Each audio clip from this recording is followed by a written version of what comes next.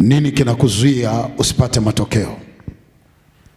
Ni vema sana ukajua hii, na utakapojua hii itakupa nguvu ya kusonga mahali au kufika mahali. Ni kitu gani ambacho kipo alafu kinazuia usipate matokeo? Jambo la pili, ni vizuri ujue nini kinakuzuia usisonge mbele. Cha kwanza, hauna matokeo. Maana yake nini? Kuna nguvu ambayo inakuzuia usipate matokeo. Cha pili, kuna nguvu inayokuzuia usisonge mbele. Na cha tatu, ni vizuri kujua nini kinakufanya usichukue hatua. Haya mambo matatu ni ya muhimu sana. Unapojiombea kwa habari ya nguvu yako ndani ili uweze kufika kwenye mafanikio yako, maswali matatu ya kujiuliza ni ya muhimu sana. Ni kitu gani ambacho kinakuzuia usipate matokeo? Ni kitu gani ambacho kinakuzuia usisonge mbele? Ni kitu gani ambacho kinakufanya usichukue hatua? Kwenye ile waraka wa 3 wa Yohana, tusome pale. Waraka wa 3 wa Yohana ina mlango mmoja tu, mstari ule wa 2. Wakati mzee Gayo anamwandikia huyu ndugu, anasema hivi: mpenzi, naomba ufanikiwe katika mambo yote. Hebu tuseme mambo yote. Sasa ili ufanikiwe katika mambo yote, kumbe kuna nguvu against you. Kuna power au nguvu inayokuzuia. Alafu mzee Gayo anapoandika waraka wake anasema, mpenzi, naomba ufanikiwe katika mambo yote. Alafu akasema jambo lingine pale, na kuwa na afya yako. Kama vile roho yako inavyofanikiwa, ndivyo ambavyo huyu ndugu alikuwa anataka mafanikio.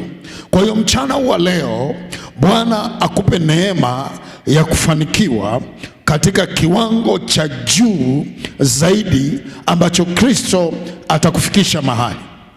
Kuna malengo ya Yesu kuja duniani, yako 5 mimi niliandika na kusemea moja.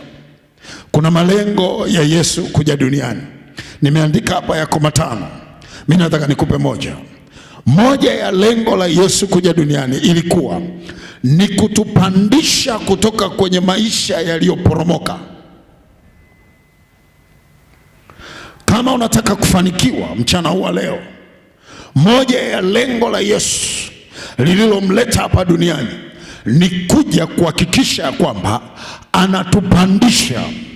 Tunapandishwa kutoka wapi? Kutoka kwenye maisha yaliyoporomoka.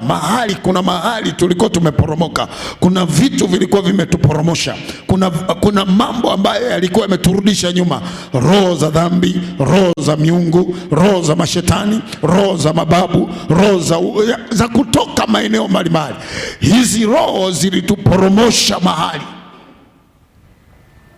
Kwa hiyo unamwona Yesu wakati anakuja, alikuja ili atupandishe. Kwa nini? Kwa mujibu wa kitabu cha Injili kama ilivyoandikwa na Yohana Mtakatifu, mlango ule wa 4 mstari ule wa 19. Kwa mujibu wa kitabu kama kilivyoandikwa na Injili kama ilivyoandikwa na Yohana Mtakatifu, mlango ule wa 4 mstari wa 19. Ule mstari wa 19 anasema, akawaambia, nifuateni nami nitawafanya kuwa wavuvi wa watu. Mara mstari wa 20, wakaziacha nyavu zao wakamfuata. Kwa hiyo unaona Yesu alikuja kutubadilisha. Alipokuja Yesu alikuja kwa dhima moja, kwamba lazima tuingie kwenye mabadiliko makubwa, na haya mabadiliko ambayo tutayaingia, ndio maana amekuja ili atupandishe kutoka kwenye uchumi mbaya katika kiwango kidogo cha uchumi, ili tuweze kupanda na kuinuka. Na ndio maana anawaambia wale wanafunzi wake, nifuateni nami nitawafanya kuwa wavuvi wa watu. Alianza kuwabadilisha wanafunzi wake, namna ambavyo wanaongea. Wavuvi kuna namna zao wanaongea, kuna namna zao wanafanya, kuna vitu vyao wanatenda. Yesu alikuja kwa lengo la kuwabadilisha. Kwa hiyo tunapoongea mafanikio tunamaanisha nini? Tunapoongea mafanikio tunamaanisha nini? Kwa sababu kuna nguvu dhidi ya mafanikio yako. Tunapoongea mafanikio tunamaanisha nini? Mafanikio ni uwezo wa kupata matokeo ya kile unachokifanya. Pointi ya kwanza.